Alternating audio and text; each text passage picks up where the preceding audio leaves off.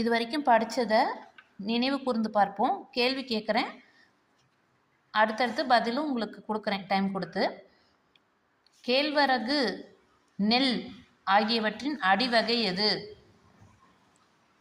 தாள். கரும்பின் அடிவகை களி. கிளையின் பிரிவு சினை.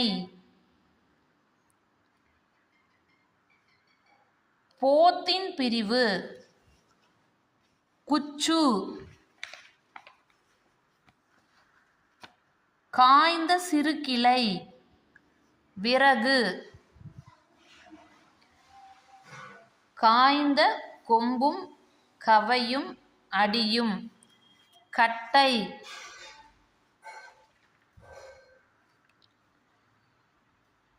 சோளம், கரும்பு முதலியவற்றின் இலை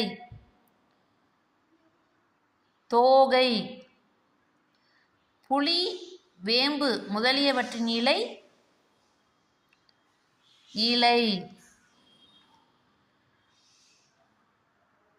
கரும்பின் நுனிப்பகுதியை கொழுந்து வகையில் எப்படி குறிப்பிடுவர்? கொழுந்தாடை.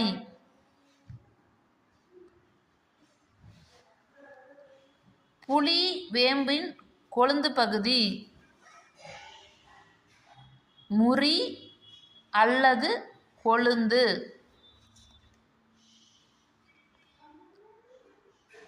செம்மல் பூவின் நிலை. செம்மல் பூ வாடின நிலையை குறிக்கும்.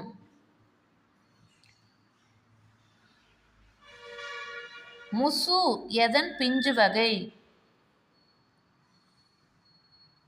பலா பிஞ்சு. கவ்வை எதன் பிஞ்சு வகை? எல் பிஞ்சு.